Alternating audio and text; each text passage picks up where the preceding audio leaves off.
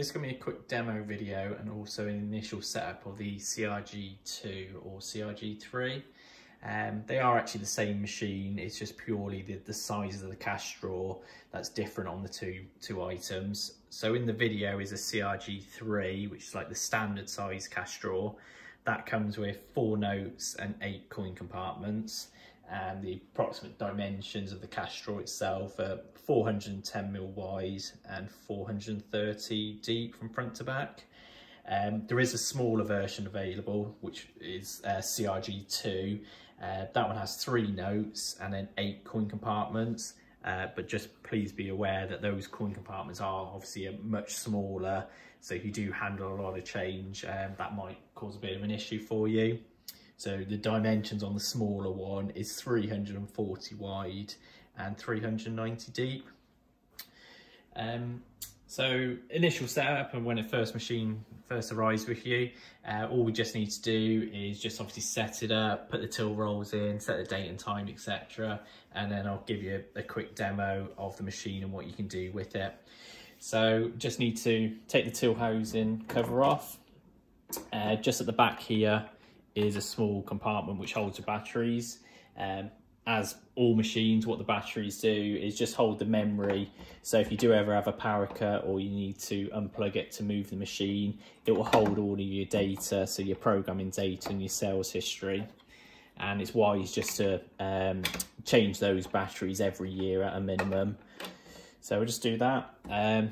Till roll next, so just open up the printer arm, and it really is simple. Just to pop the till roll in there underneath, pull it past the teeth, clamp it down and just rip off the excess.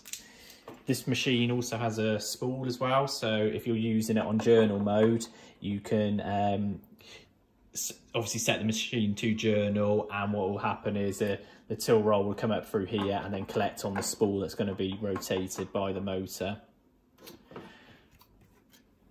Pop the cover back on. You get 2 keys as standard for the cash drawer, so you can lock them, lock the cash drawer, and then you also get a set of keys for the register itself. So you end up with 6 keys. You've got 2 that are registration, so they will only turn the machine from off to reg and to X. Then you've got 2 that are Z, so they will access all of the modes barring PGM. And then you kind of have 2 PGM keys, which are almost the master keys, that can access all the modes. So just for this demo, we'll just put the PGR key in, just so we can access everything. So we'll just turn the machine to the reg position, and you'll see you've just got 000. You could, in theory, just use the machine instantly now and serve a customer, but what we'll just do first is obviously set up the date and time so everything looks correct. So you just turn the key round to PGR mode. We do send this help sheet with all the machines, and actually it covers most of these things in the video, so date and time, error codes, also goes on to tell you how you can do the fixed tax rates and assigning prices and so on. So if you ever lose that, obviously more than welcome to contact us and we can resend it. But also there is a help button on the machine, so if you do press help, it will just print off a few of the common queries and questions on the machine. So you just see that on the screen. For example, number 5, tax programming. So if you wanted the instructions for that, you've just pressed 5, then help, and it will then print off the step-by-step instructions for the help that you've just requested. The manual that comes with these machines is actually really good. It's over 100 pages, but it's unlike a few manuals, it is easy to read and does make sense. So here's the instruction manual here, and it literally does cover everything in there. Again, if you do lose that, it is available as a PDF from our website. You can download it. But like I say, we'll just do the initial setup. So we're in PRG mode, and just to set the date, all you need to do is just type it in 6-digit format. And then once you've done that, you just press the #/NS button, and that's set the date. To do the time, same scenario really, you just type it in 4 digits. and then when you've pressed that, you press the X/time. And then if you do feed up the paper, you will see that it's obviously just confirmed the date and time that you just popped in there. You can, at this stage, if you wanted to, you can change the machine from printing standard receipts to journal, as we mentioned a moment ago. That's on the help sheet if you need it. And also you could go in and start updating some of the programming data, whether that's the receipt header or footers, or even renaming some of the departments' names or putting preset prices on there. I've actually done a couple already, so I'll just show you a couple of transactions. So now if you just turn the key to reg mode and you just enter the amount in of the item, you don't need to use a decimal point. You would then sell it into the relevant department. If we just feed this one up, I've actually renamed department 1 as drinks. If I do £2 into the next department, I think that was food. Yeah, food, I've set that up as. When you finish entering all your items, you just press subtotal. Obviously that's the total amount of all the items that you've entered. You've then got 3 payment buttons on there as default. The total, which is also your cash button, your card, and then check. It's not too often that you need to, but in the programming settings, you can actually rename them. So I'd be very surprised if you ever needed to update cash or card. But if, for example, you wanted to rename check to voucher, or any other payment method, you can actually do that in the settings, just so it kind of makes sense on receipts and reports. So yeah, so we're at subtotal stage, so it's £13. Customer gives me £15, so 1500. Hit the total, which is the cash button, and you'll see on the receipt that's printed. Obviously I've spaced it out so it looks a little bit messy at the moment, but the subtotal is 13. Customer's given me £15 cash, and I need to obviously give £2 change back to the customer. You can also do PLU lookups, so product lookups. So if you want to itemize your sales a bit more and be able to analyze in the reports what's selling, you can set up to 200 PLUs. So you can obviously name the PLUs, put a preset price in them, and assign them to departments. Not everyone uses that feature. So a lot of people are quite happy just selling the items into a generic department. So regardless if it's a Coke or lemonade, they just sell it into the drinks department. But if you did want to go down PLUs, which some customers do, I've set up a couple already. So if a lot of people would have a list of their PLUs, or the most common ones they tend to remember, but I've just set up what PLU 1 and 2. So if I just type in 1 PLU, it's going to load up the preset price, and I think this one's set up as Coke. If I do 2 PLU, that's £1.20. Again, we'll just follow the same process. Hit subtotal, it's £2.70 to pay. Type in £5 cash.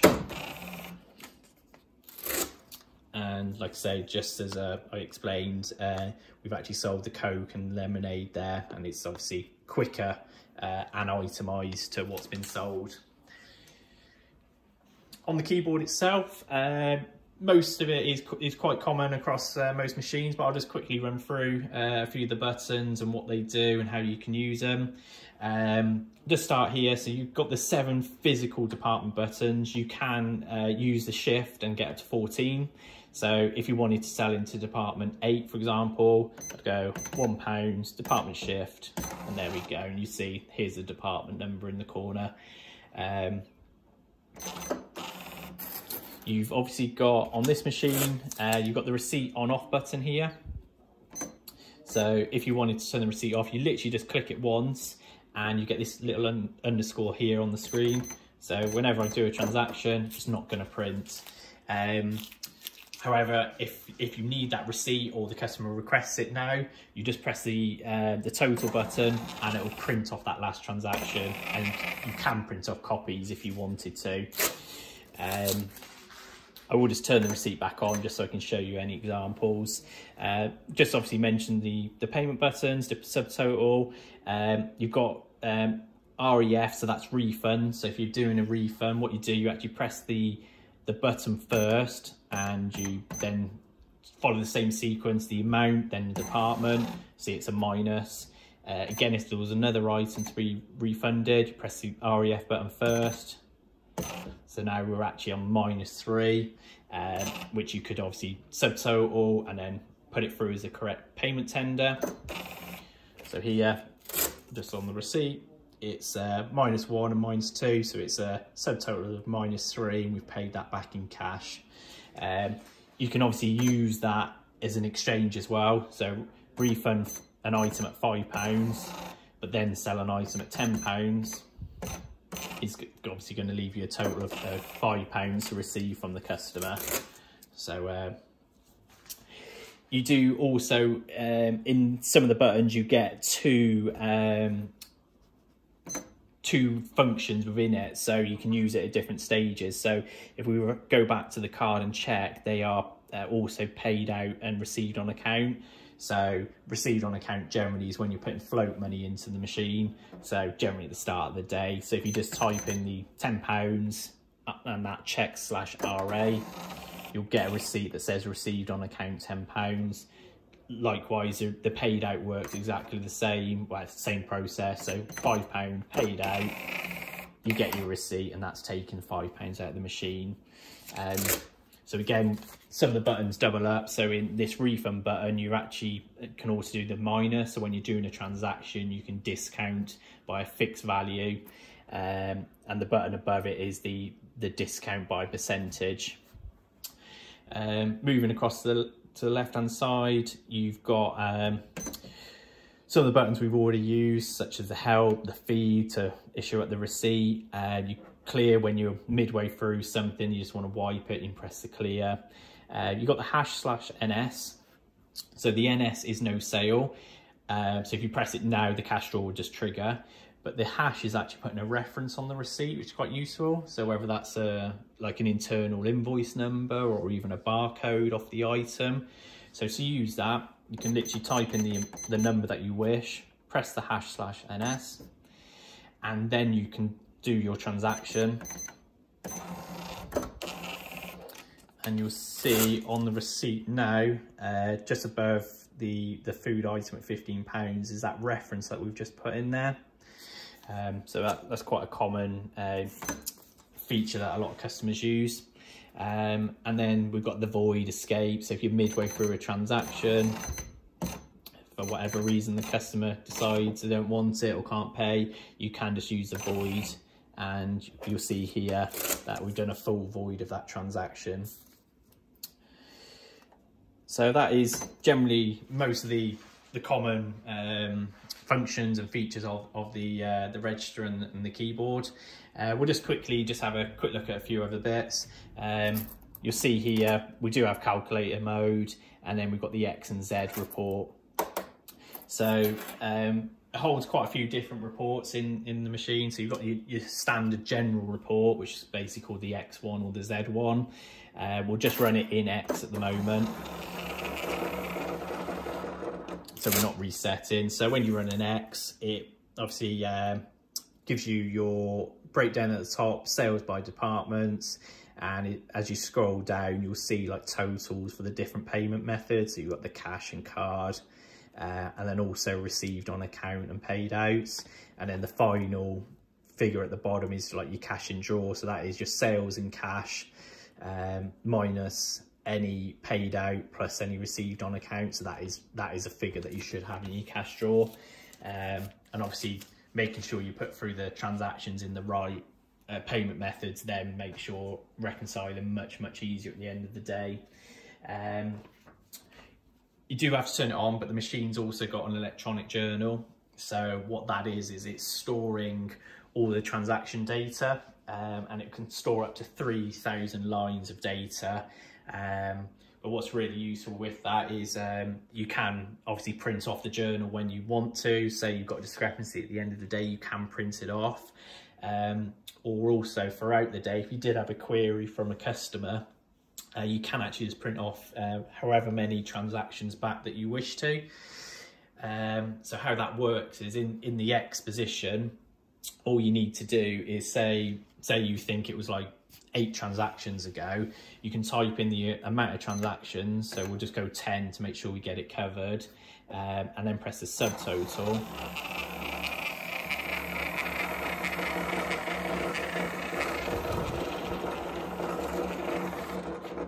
And what that's done is actually printed off the last 10 transactions that have just been put through the machine. So then you can use that to check any discrepancies or queries. And like I say, that's really useful. Like I say, you can print off the full report at the end of the day if you wish. And obviously some people either do that just for their own records, so they've got a transaction by transaction record, or they've got a discrepancy that they want to go through. So the one thing with that electronic journal is building up all the time. So if you want to, if you're using it daily to keep a record, then you do that in the Z report, and then that would reset it. You've got, if you do use the PLU function, you can run a report on PLUs of what's sold, and you can, if you're using the clerk function, you can run a report on the clerks as well. So all of that is pretty much covered in the full manual, and a lot of it is covered in the FAQs. This machine also has a training mode, so really good when you've got new starters, or even, you know, when you first got the machine, you can turn on the training mode. That's on the help sheet, so you can activate training mode, do as many transactions as you wish, and that's not going to affect any of your sales totals. Same with clerk mode. If you do want to use like clerks or cashiers, you can set that up, and it will record the sales by the clerks. So if you've got people that perhaps working to their own targets, it's quite useful to do that. There's lots of settings you can turn off or hide or disable. They're all covered in the full manual. Such as, you know, changing the size of the text. You can make it slightly smaller so you're not using as much paper throughout the day. So hopefully that helps. If you do have any questions, pop them in the comments, or please contact us. Okay, thanks, bye.